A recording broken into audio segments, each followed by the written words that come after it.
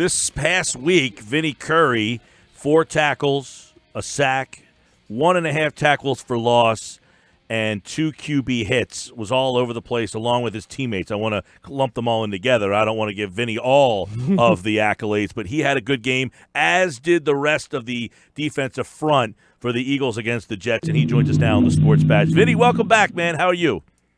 What's going on, fellas? How y'all doing, man? Hey. All is good, and you had a heck of a game, but the whole defensive line, 10 sacks in all. You had one, couple hits behind the line, couple QB hits. Was there a magic potion that got you guys going on Sunday? What was up with all the pressure Sunday? Coach Schwartz had a great game plan, and the Jets really didn't go 7-man like the rest of the team's been doing just throughout the season so far. So we just took advantage of our opportunity. Have you liked, Vin, the more aggressive Jim Schwartz that we've seen this year? We've seen a little bit more blitzing in the past. Fans love that. But I just wonder from a player standpoint, have you kind of gotten a kick out of some of the more 6- and 7-man pressures we've seen? Well, shoot. I mean, Jim's been in the business for a long time, man.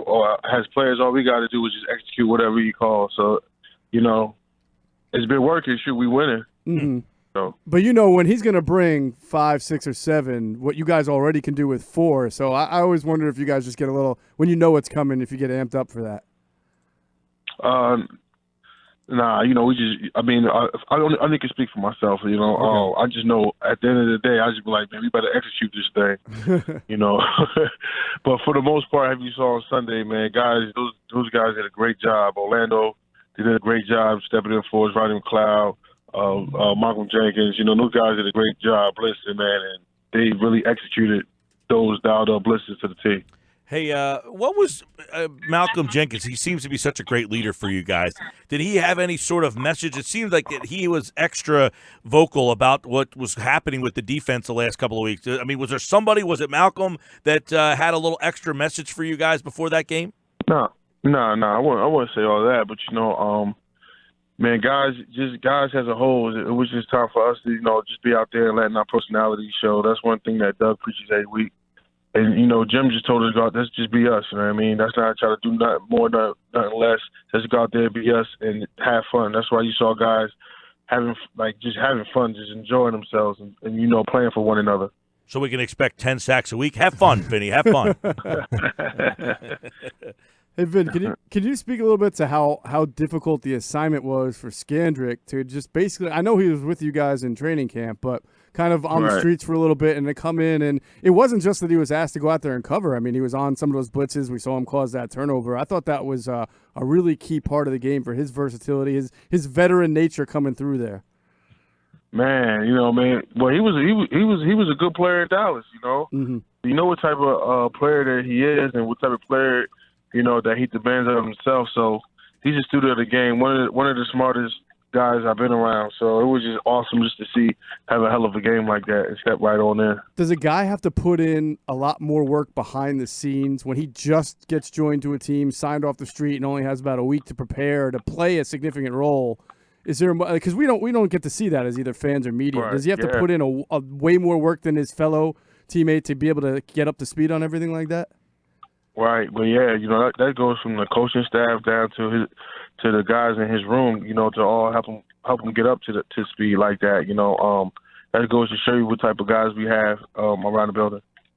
So the Eagles' run defense, Vinny, is number 1 in the NFL through 5 games. I think it's like 68 yards per game. Correct me if I'm wrong, if you know it off the top of your head. But what's brought about that success for you guys through 5 games?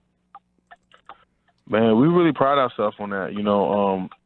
The old saying goes, and this is since football started, if you can be able to stop the run, you get a chance to rush the passer. So, but if, we really believe that. And that's just one thing that we really pride ourselves on. This week, we got a great challenge ahead of us. And, man, we're just going to, put our best foot forward. Now, you mentioned a great challenge ahead of you. Minnesota routinely in the past has struggled up front, and you guys, I think the last time you played them, really got all over. Everybody, Case Keenum, back when Bradford was there, you guys have had a lot of success. What is different? Because, this Minnesota team is running the ball a lot this year. So what is different about this offensive line and the challenge it brings as opposed to maybe some of their other philosophies? I mean, one thing I can say for sure is that Minnesota offense can run the damn ball, man. They got 3 dynamic backs, and Dalvin Cook and himself is just, blazing speed and will, try to run you over. So we got a great challenge in front of us, man. That maybe that's helping they all line out a lot. They got a good group up there. And the one thing about us, man, we just got to be ready. To be ready for a physical game, man, because they're going to bring it and we're going to bring it. Now, the last time we had talked to you, Malik had just gone out, and then Jernigan broke his foot, and you weren't really sure how your role was going to change. Do you have a more defined understanding now with those guys out, what each week brings for you? It just depends on, Phil's rotation, he does a great job subbing guys in and out, so that's the only thing I could give you.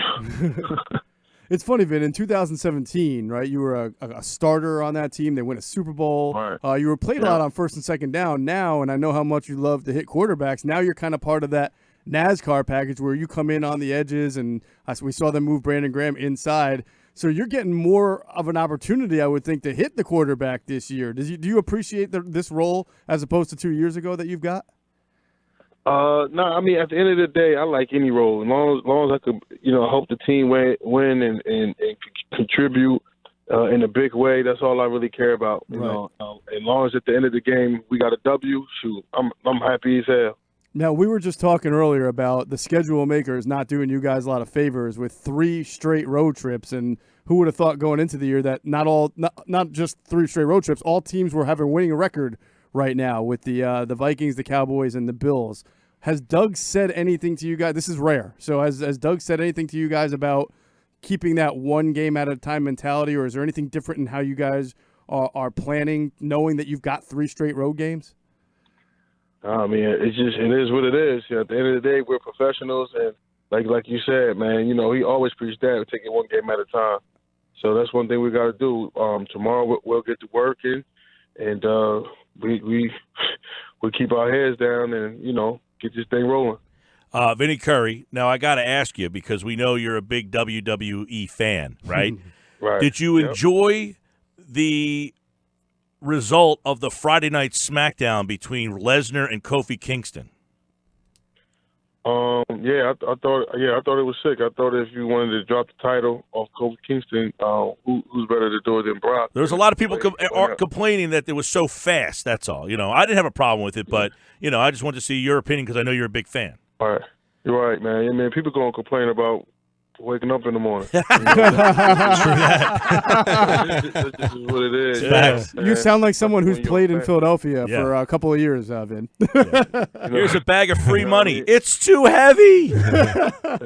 So did you watch the Hell in the Cell the other night?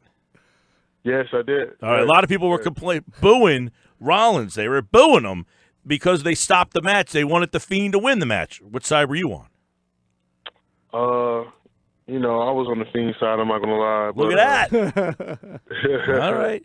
But I wasn't complaining, though. I mean, at the end of the day, those it ain't up to those guys either. Like, those guys get paid to perform, and we get paid to watch. I mean, we pay to watch. Yeah. So at the end of the day, it ain't like I'm going to say, I'm going to cancel the network and I'm not watching. Right. Okay. That was a hashtag, cancel my subscription because of the way that the writers. They always say that. I always hear that people say stuff like that. But, yeah. I just laugh, though. I think it's pretty funny. Vinny, outside of yourself, which Eagle would be the best in the WWE? Oh, man, bro, I got 2 of them. You can't do me like that. All right, you put together a tag team. Battle Royal. Yeah. I got a tag team for you. I'm gonna go Lane Johnson, Jason Kelsey. Lane Nice. Johnson, Jason Kelsey. That All makes right. a lot of sense. I like He would be the offensive lineman. Well, I told you the next time. Now, my next fight. You got to put Lane. You got to put Jason on the microphone though. He's the manager, right? He's the manager. I told you my next fight coming up. You guys play the Patriots the next day. It's in Atlantic City. I'll be calling it with CM Punk. Now, I told him the last time. I said I got a guy who wants to do a little commentary here. So next time I have an open schedule, we got to set this up for you. But first, I have to ask you this. I am blocked on Twitter by you, and I don't have any idea, and I'm not sure you have any idea why. But the only thing I could come up with was you're a Marshall guy, and I'm a WVU guy, and you blocked me for it, and I'm not happy. Well, it's crazy, man. I don't even control that Twitter. Honestly, man, I haven't physically been on Twitter in a long time. Maybe since like 2014 or something like that. No, I wasn't hating you for it. I wasn't. I just said for some reason he blocked me. I don't know why, other than maybe I'm a WV guy. I don't know. Maybe you can get your people, Vinny, to unblock Mike, and and we'll leave it blocked. Leave it blocked. Yeah, just for just keep it blocked. It's better that way. You don't want that WVU stuff in your timeline. I got to deal with it. We're all one big state. Vinny Curry, everybody. Eagles, Vikings. Big one this weekend in Minnesota, then at Dallas, then at Buffalo. Number one, be healthy, and good luck this weekend. All right, fellas. Thank y'all for having me on. He, like all guests, appeared via the Boardwalk on the hotline.